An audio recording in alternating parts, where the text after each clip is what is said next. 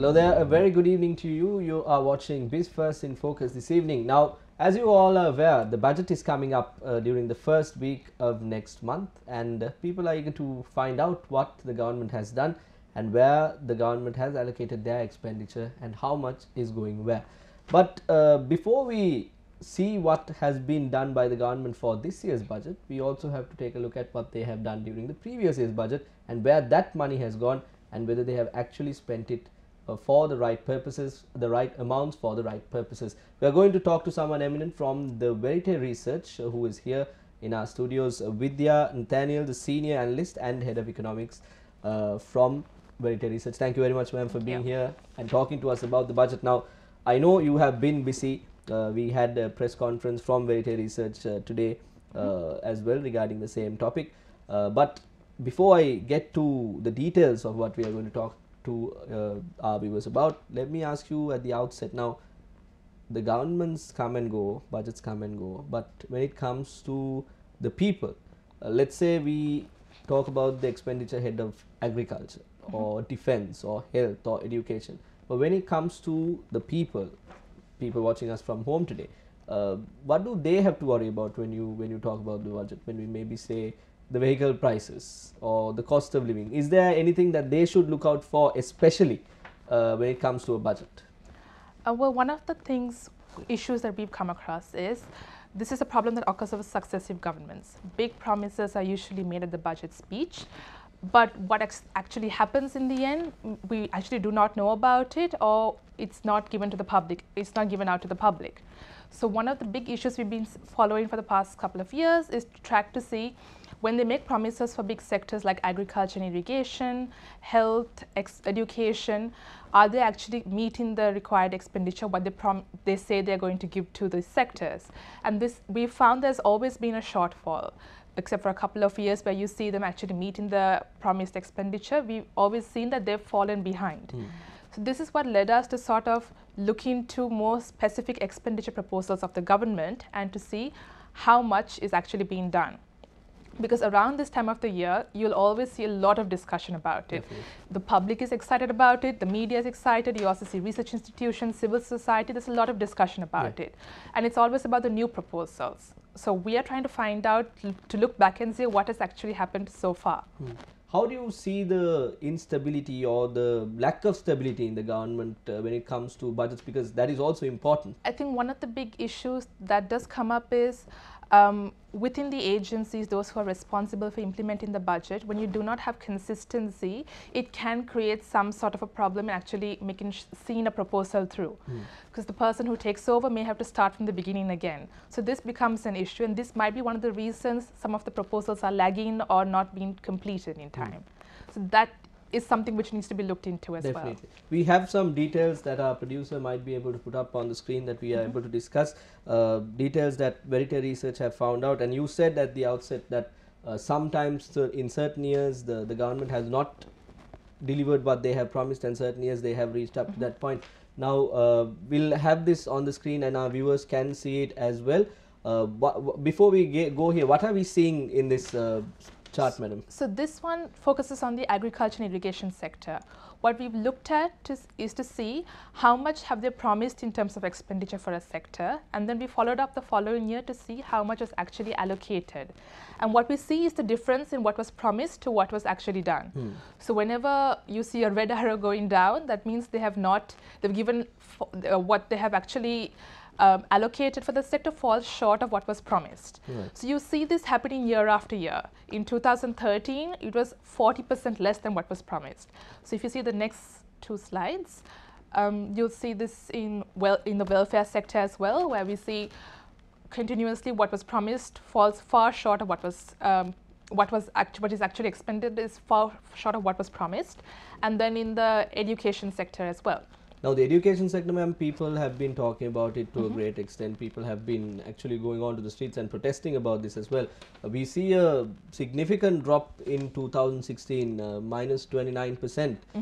So this means that the government has not been able to deliver what they have promised, especially in 2016. Why is there a reason for such a drop? So we do not know why such a drop happened. whether what exactly went wrong, why this promise could not be met. Yeah. Now it is okay for them if there are reasons that they could not meet the expenditure promised, but then these reasons need to be made public. Yes. It needs to be transparent, essentially.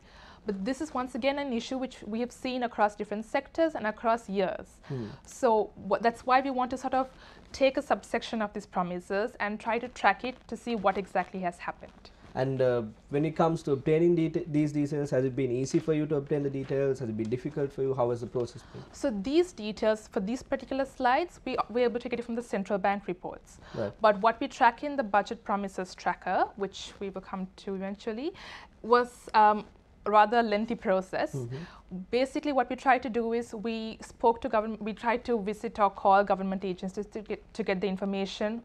We also filed RTI requests, this right to information requests, and checked online, because ministries and agencies also have a duty to proactively disclose such information online. So we tried these 3 different methods to basically find out what has happened with the proposals that they are responsible for. Madam, now when it comes to the budget tracker that you all have developed, first of all, it's not an easy task to keep track of everything that the government has promised. Have you all identified any key sectors that you all want to divide this into, or how does that work? So how we decided on proposals, well, we looked at the expenditure proposals promised in the budget speech, and we took all the proposals which have an allocation of 1 billion or more. Right. So that for this 2018, there were 38 such proposals that we found, and we basically tracked these 38 proposals to see whether they have been implemented and how open are the agencies to provide the information regarding these proposals. Madam, another point when it comes to all of these agencies creating various documents, various reports for the general public and other institutions, is that they also track the tendency of these institutions to come before them and divulge these information. Now, from what I have heard over the years, when reports are made, certain authorities certain institutions, even though there is no such need for them to hide details, they are not willing to actually provide it to a private organization or to the media. Now, do you see that trend still there? Yes. So basically, when we asked for information from these agencies, when we filed right to information requests, what we asked them to give us is nothing different to what they already have to prepare to give to the Ministry of Finance. There's a circular released by the Ministry of Finance, which was there in 2015 and has been updated in 2017, where they explain the importance of monitoring financial and physical progress of activities and having action plans for the proposals itself. They have a timeline given as to when such reports need to be submitted, and they've given the mode of submission as well. When we filed right to information requests with the agencies, we asked for the exact same information that they anyway have to prepare and file. And yet we found a significant reluctance to give this information to us. Only 50% of the action plans that we asked for on proposals were made available to us, and only 50% of the progress reports that we asked were made available to us. So, and even from these action plans and progress reports, only a third of them actually aligned. Right. That is, the actions listed in the action plan actually matched the activities listed in the progress reports. So we could compare and make an assessment. So then it raises this confusion as to how exactly are proposals being tracked. If this is the way they are reporting to the Ministry of Finance, is the Ministry of Finance able to do its job in that sense? With that, we had to go into a short commercial break. When we come back, we will talk to you about how much the government knows about these budget tracking mechanisms that are already in place, and what Verite Research has actually done in terms of tracking the budget promises. Stay with us.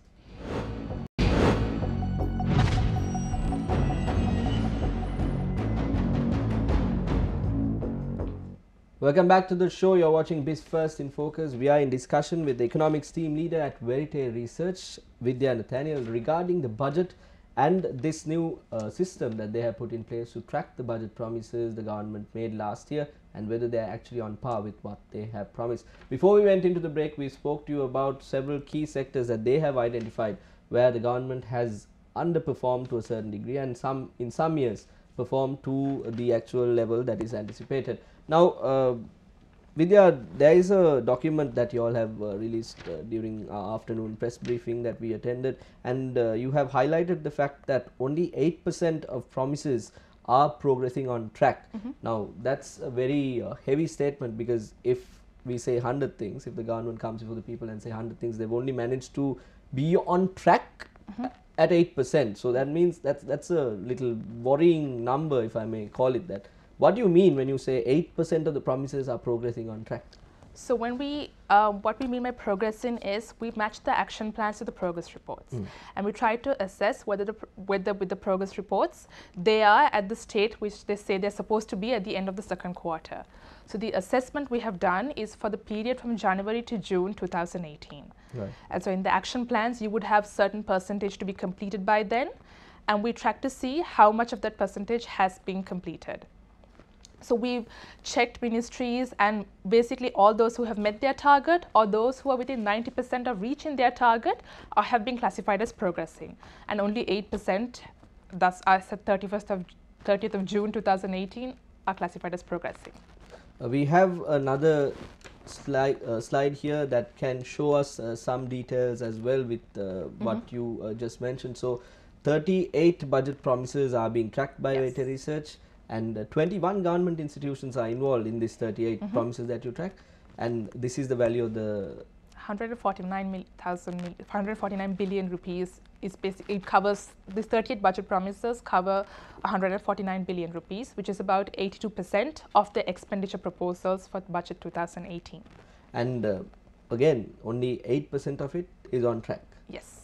That's a lot of money. So the people should be aware of what we are talking about here. I'm going to reiterate that the Verity Research today, during their press briefing held in the afternoon, claim with the findings that they have found out that only 8% of last year's budget promises are on track at the moment. Right. So again, when we go to the breakdown again, this is what we see. So 59% of the total promises are slow, and 26%, as I asked you earlier, 26% we do not have the details. We either just do not have the information, or the information given was just not usable to make an assessment. Right. There is information, but it just it's wasn't not enough. usable. Yeah. Right. So again, 2% of the budget promises have been broken, and 5% is neglected. So when you put a certain plan under neglected, what are you looking at? What is the criteria? So the idea is that the proposal is in place, there are steps being taken to initiate it,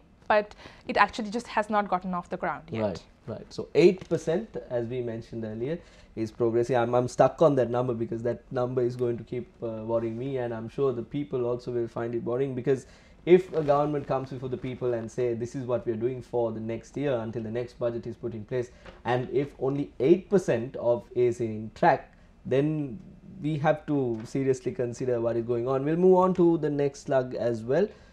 So 20,000 housing units for low-income families, Ministry of Megapolis and Western Development. Developing and upgrading the fisheries harbours, Ministry of Fisheries. Supporting skill development programs, National Youth Corps. These are three promises that are currently progressing, and 21 billion rupees has been spent. So that is 14% of the tracked proposals. Right. So 21 billion rupees has been allocated for these three proposals, and these are what we have classified as on track, essentially. But do we know when these projects are due to conclude? Do you all pay attention to that as well? Yes. So some of these proposals may actually be spanning over a couple of years. They may be 3-year, 5-year projects. Some of them may have to be implemented within the 1 year. Right. So we try to make assessments on that basis. We track to see how much should have been achieved as at the 30th of June. Right.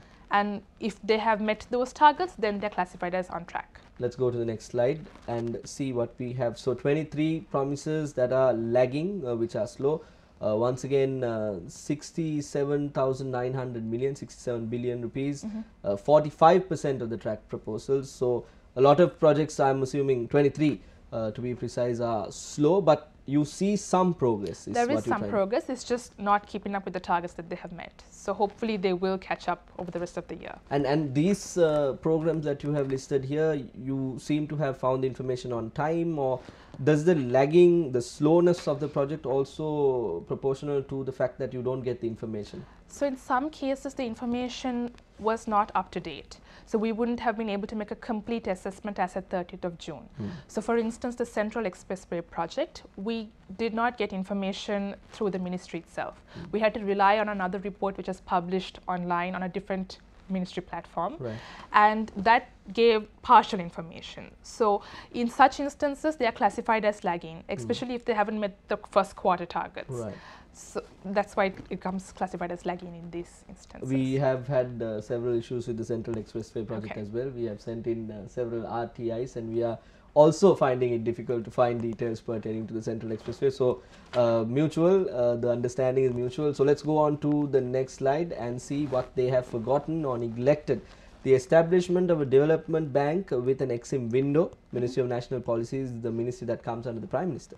Establishment of an employment and preparation fund, the Ministry of Youth Affairs, Project Management and Southern Development. I think the ministry comes under Minister Sagara Ratnayaka. Yes. So 12 billion rupees there as well. Two promises neglected. So I'll let you explain what you have classified here. So I think the development bank with an EXIM window is quite interesting. This is a promise which we've seen made for the past 3 years, in 2016, 2017 and 2018. And still it continues to be neglected. So in 2016, they allocated 50 million for the proposal, but nothing happened. Then in 2017, they allocated 10,000 million for the proposal, and they said they could not implement it. 2018, they've allocated another 10,000 million, and we were told that it is insufficient, the allocation itself was insufficient to implement the promise. So once again, the question is, this casts doubt on the budgeting process itself. Like, are they making proper assessments of how much is actually needed to implement a promise, and is that what's slowing down agencies from implementing the proposals itself? With that, Vidya, we have to go in for another short commercial break. You have brought us to an interesting point in terms of the budget promises made, neglected, or the budget promises that are slow from the previous budget. When we come back, we'll have more. Stay with us.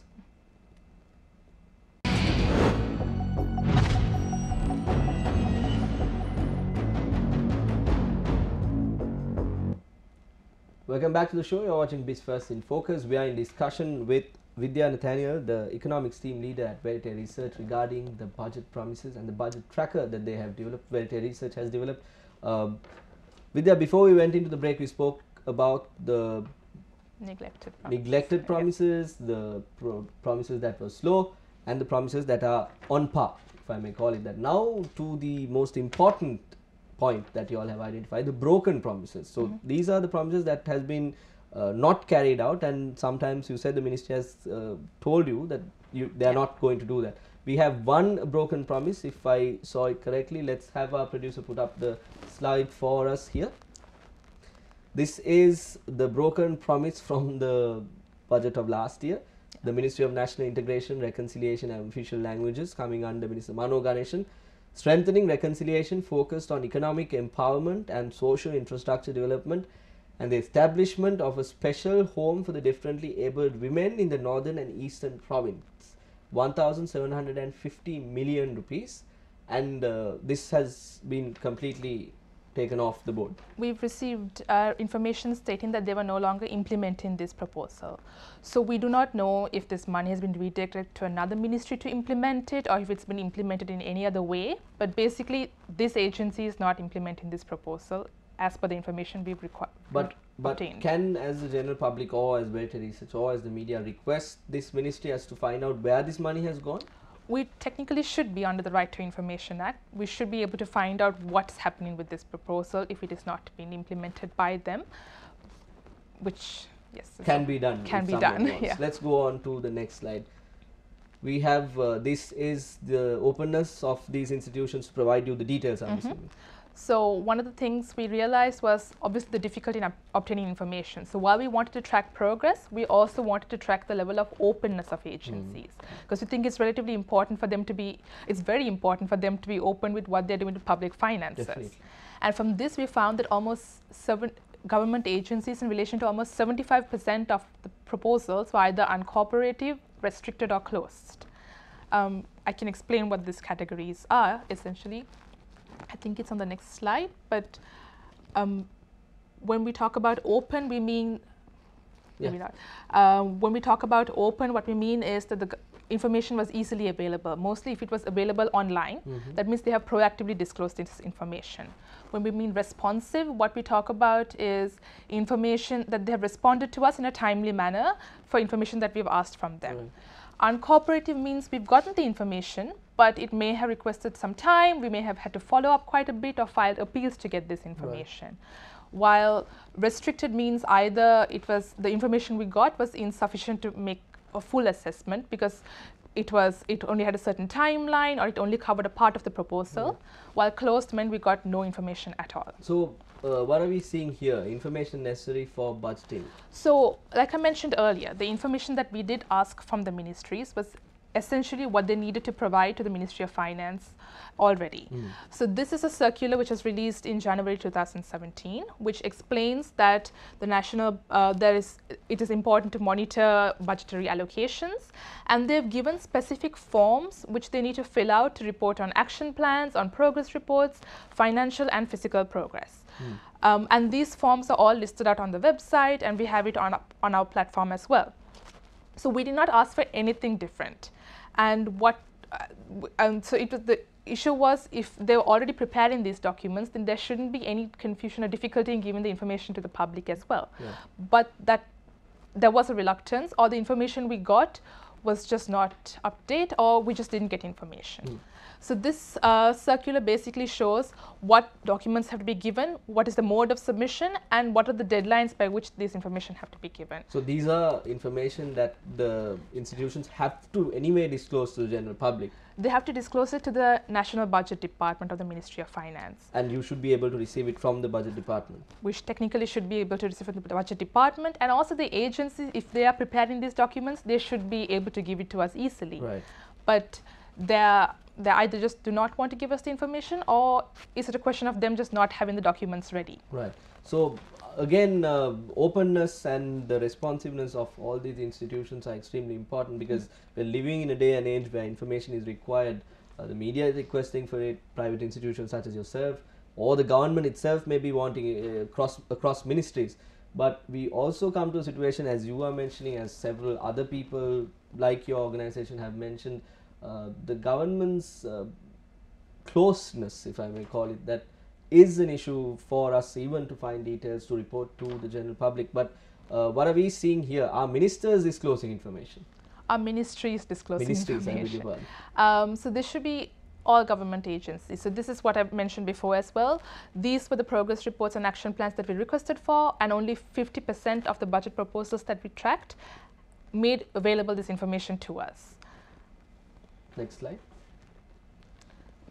We have the most cooperative agencies here as well. So the Ministry of Irrigation and Water Resource Management, Ministry of Fisheries and Aquatic Resources, and the Ministry of Housing and Construction have been. When you say the most cooperative agencies, what do you really mean? So we thought it was important to highlight the ministries who have done well. That is, they have responded in a timely manner, and the information they've given us was good information to make an assessment. The action plans aligned with the progress reports, and it was very easy to make an assessment as to what has happened so far. These ministries have performed well in that instance.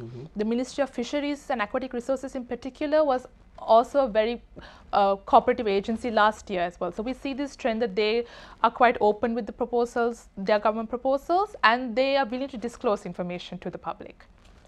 And then we have the least cooperative agencies as well. So the exact opposite of what you just mentioned. So either they just didn't make information available to us, or they gave us information which was unusable.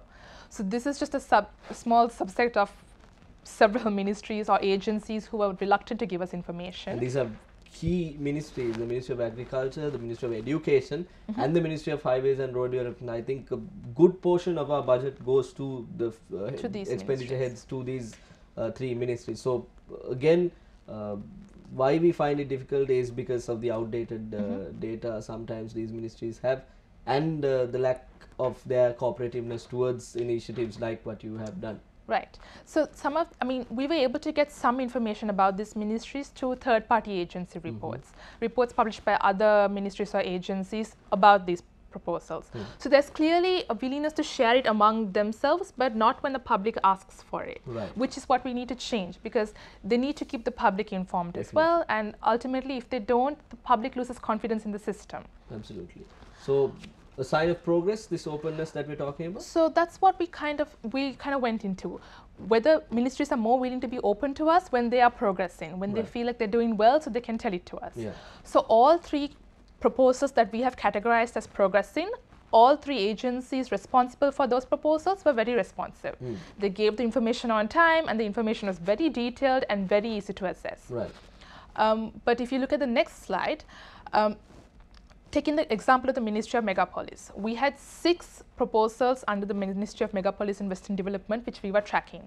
Now, while they were responsive in relation to the first proposal on providing 20,000 housing units, it was not the case for the other 5 proposals that we were tracking. They were either uncooperative, they took a long time to give us the information, or it was very difficult, or they just didn't give us information at all. Right. And from what we got information, we see that they were lagging. So are they only willing to disclose information when they're doing well? And is the fact that they're closed or reluctant to give information a sign that they are lagging behind, or just have not initiated the proposal? That's a question. That's a good question that the people might be able to decide for themselves if whether the government has actually been up to what they've promised during that. And another key factor that we have to keep in mind when they reveal the budget for this year, for the 2019 year as well, 8% of the total budget promises made in 2018 are made for 2018 are on track. So thank you very much Vidya for being here with us. Thank you very much for watching once again. I'm Satrang Hapwaraj.